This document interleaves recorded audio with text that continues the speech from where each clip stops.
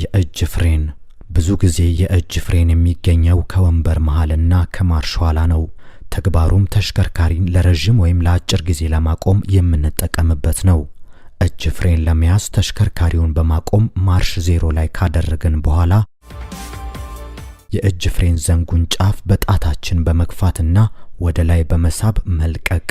የእጅ ፍሬን ስንለቅ ተሽከርካሪው ለመንቀሳቀስ ከተዘጋጀ በኋላ የእጅ ፍሬን ዘንግ ጫፉን በጣታችን በመግፋት ማውረድ።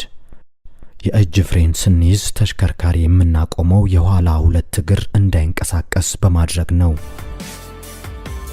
በንፋስ ወይም በአየር የሚሰራ የእጅ ፍሬን። በንፋስ የሚሰራ የእጅ ፍሬን በአብዛኛው በከባድ ተሽከርካሪዎች ላይ የሚገኝ ሲሆን አጠቃቀሙም እንደሚከተለው ይቀርባል።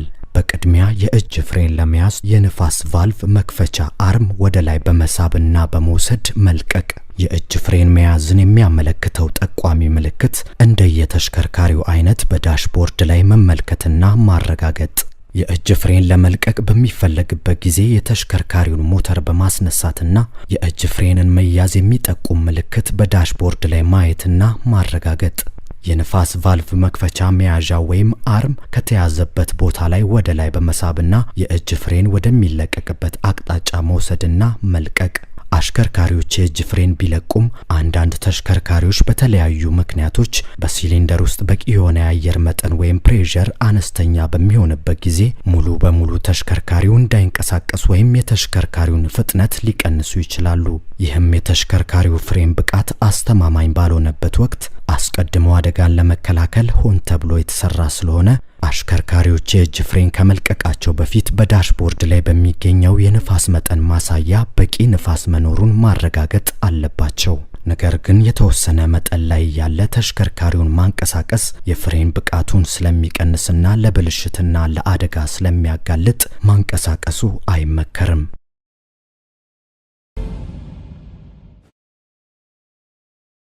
ማርሽ ተግባሩ የተሽከርካሪውን ፍጥነትና ጉልበት ለመቆጣጠርና አቅጣጫ ለመቀየር ይሆናል። ማርሽ በሁለት አይነት የትምህርት አሰጣጥ ዘዴ ይሰጣል። ይህም ማኑዋልና አውቶማቲክ ይባላል። ማኑዋል በማርሽ ዘንግ አማካኝነት ጥርሶቹን እየቀያየርን የአሽከርካሪውን ጉልበትና ፍጥነት የምንቆጣጠርበትና አቅጣጫ የምንቀይርበት የትራንስሚሽን አይነት ነው። የማርሽ ዘንግ የማርሽ አቅጣጫ በማርሽ ዘንግ አናት ላይ እናገኛለን። የማርሽ ዘንግ አጠቃቀሙ በቀኝ እጅ መዳፍ ሲሆን አንደኛ ማርሽ ለማስገባት ፍሪሲዮን በመርገጥ ዘንጉን ወደ ግራ ጥግ በመውሰድና ጥጉን እንደያዘ ወደፊት በመግፋት ይሆናል። ሁለተኛ ማርሽ ለማስገባት ደግሞ ጥጉን እንደያዘ ወደ ኋላ በመግፋት ይሆናል። ሶስተኛ ማርሽ ለማስገባት ወደ መሃል በመውሰድና 0 በማድረግ ወደፊት መግፋት። አራተኛ ማርሽ ለማስገባት ባለበት ወደ ኋላ መግፋት። እንዲሁም አምስተኛ ማርሽ ለማስገባት ደግሞ የእጅ መዳፍ አያያዛችንን በመቀየር ወደ ቀኝ ጥግ በመውሰድ ወደፊት መግፋት ይጠበቅብናል። የኋላ ማርሽ ወይም አር የኋላ ማርሽ ለማስገባት ወደ ቀኝ ጥግ በመውሰድ ወደ ኋላ መግፋት። ማርሽ መቼ ነው የምንቀይረው የሚለውን ለማወቅ ደግሞ ከዚህ ቀጥሎ ያሉትን እንመልከት። ወደፊት አነዳድ ላይ አንደኛና ሁለተኛ ማርሽ ጉልበት ለማግኘት የምንጠቀምበት ይሆናል። በማንኛውም ደረጃ ላይ ማርሽ ለመቀነስ ፍጥነትን በተገቢው መጠን በመቀነስ ሲሆን እንደ ቦታው ሁኔታ በቁልቁለት በሜዳና በዳገት ይለያያል። በቁልቁለት ላይ የተሽከርካሪውን ፍጥነት በፍሬን በማቀዝቀዝ ከቀዘቀዘ በኋላ ማርሽ በመቀነስ ማቀዝቀዝ። በሜዳ ላይ ደግሞ ነዳጅ በመተውና እስኪቀዘቅዝ ድረስ በመጠበቅ ማርሽ መቀነስ። በዳገት ላይ ነዳጅ እንዳይቋረጥ በማድረግና የሞተሩን ድምጽ በማዳመጥ መቀነስ ይቻላል። ወደፊት አነዳድ ላይ ሶስተኛ፣ አራተኛና አምስተኛ ማርሽ ፍጥነት ለማግኘት የምንጠቀምበት ይሆናል። በማንኛውም ደረጃ ማርሽ ለመጨመር ፍጥነት መጨመርና ማርሽ እንዲጨመርለት የሚያሰማውን ድምጽ በመገንዘብ ይሆናል።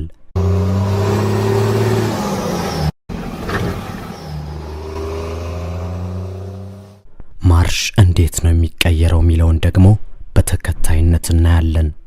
ፍጥነት መጨመር ባስፈለገ ጊዜ መደረግ የሚገባው ቅደም ተከተል በመጀመሪያ ፍሪሲዮን እስከ መጨረሻው ወለሉ ድረስ በግራ እግር መርገጥና ፍሬን በመርገጥ የማርሽ ዘንግ በሚጠቁመው አንደኛ ማርሽ አቅጣጫ መውሰድና ማስገባት።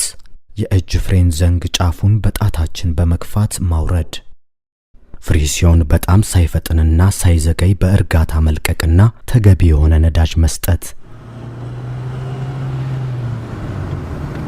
ተሽከርካሪው የተወሰነ ርቀት ከተጓዘ በኋላ ማርሽ እንዲቀየርለት የሚያሰማውን ድምጽ በመገንዘብ በግራ እግር ፍሪሲዮን በመርገጥና በማስተዋል በእርጋታ ከአንደኛ ደረጃ ላይ ያለውን የማርሽ ዘንግ ወደ ሁለተኛ ደረጃ ማርሽ አቅጣጫ በሚያመለክተው መሰረት መውሰድና ማገናኘት ወይም ማስገባት። ከአንደኛ ማርሽ ወደ ሁለተኛ ማርሽ ለመቀየር የተደረጉ ነገሮች በሙሉ ወደ ሶስተኛ፣ አራተኛና አምስተኛ ደረጃ ለማሳደግ ሲፈለግ የሚከናወኑ ናቸው።